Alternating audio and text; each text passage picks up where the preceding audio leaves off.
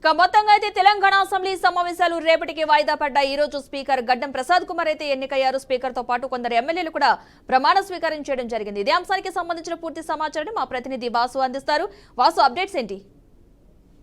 పద్మ, ఇవాళ ప్రోటెస్ట్ speaker Akbaruddin Owaisi speaker ని ఏదైతే నిన్న ఏకగ్రీవంగా ఎన్నికయ్యారు ప్రసాద్ కుమార్, ఆయనని చైర్ లో కూర్చోబెట్టిన తర్వాత సభా కార్యక్రమాలు ప్రారంభమయ్యాయి. తర్వాత బీజేపీ ఏదైతే ఎంఐఎం ప్రోటెస్ట్ స్పీకర్ ఉన్నారో ఆయనకు వ్యతిరేకంగా హాజరు కాని బీజేపీ ఎమ్మెల్యేలు తర్వాత ప్రసాద్ కుమార్ వారి చేత ప్రమాణ స్వీకారం చేపించారు. అనంతరం ప్రసాద్ కుమార్ కి సంబంధించి ధన్యవాద తీర్మానంపై చర్చ జరిగింది. అనంతరం సభ వాయిదా పడిన తర్వాత అసెంబ్లీ కమిటీ హాల్లో కేబినెట్ సమావేశం జరిగింది. కొద్దిసేపటి క్రితం ఆ సమావేశం ముగిసింది. ప్రధానంగా ఈ కేబినెట్ సమావేశంలో గృహ నిర్మాణం పైన ప్రధానంగా చర్చ జరిగింది. గృహ నిర్మాణంలో ఇప్పటికే కాంగ్రెస్ పార్టీ ఇందిరమ్మ ఇళ్ల పేరుతో ఒక స్కీమ్ ప్రారంభించాలని చెప్పి యోచిస్తుంది. ఆ స్కీమ్ ద్వారా అర్హులైన ప్రజలకు ఇందిరమ్మ ఇళ్లు కట్టియాలనేది కాంగ్రెస్ పార్టీ హామీ. దాన్ని ఎట్లా నెరవేర్చాలనే దాని మీద సుదీర్ఘంగా చర్చ జరిగినట్టుగా సమాచారం ఉంది. అట్లాగే రేపు గవర్నర్ శాసన మండలి సభ్యులతో ఉభయ సభల్ని ఉద్దేశించి ఆమె రేపు ప్రసంగం చేయబోతున్నారు. ఆ ప్రసంగానికి సంబంధించిన ఏ అంశాలు పొందుపరచాలనే దాని మీద కేబినెట్ లో చర్చ జరిగింది.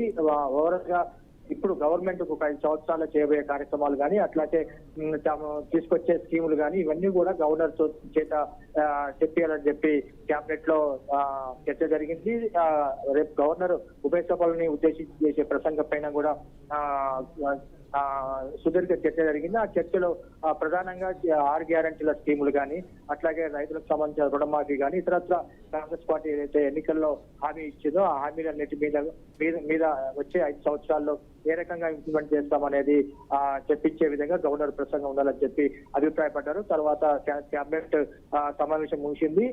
రేపు ఉభయ సభ ఉద్దేశించి గవర్నర్ ప్రసంగం చేసిన తర్వాత ఎల్లుండి ఈ ప్రసంగం పైన ధన్యవాద తీర్మానం పైన అటు శాసన మండలి ఇటు అసెంబ్లీలో సభ్యులు ధన్యవాద తీర్మానం మీద మాట్లాడతారు. అనంతరం 17వ తేదీన సభ ఉంటుందా ఉండదా అనేది ఒక సస్పెన్స్ ఉంది. మరి 17వ తేదీ ధన్యవాద తీర్మానం మీద చర్చ ఇన్కంప్లీట్ అయితే 17వ తేదీ అసెంబ్లీ ఉంటుంది. లేకపోతే అదే రోజు 16వ తేదీ ఎల్లుండి ఈ ధన్యవాద తీర్మానం పైన చర్చ ముగిస్తే ఎల్లుండి అసెంబ్లీ నిర్వహిక వాయిదా పడే అవకాశం ఉంది. ప్రధానంగా ఇవాళ కేబినెట్ సమావేశంలో గృహ నిర్మాణం అట్లాగే గవర్నర్ ప్రసంగానికి సంబంధించిన ప్రసంగం పైన పెట్టే అంశాలపైన చర్చ జరిగింది.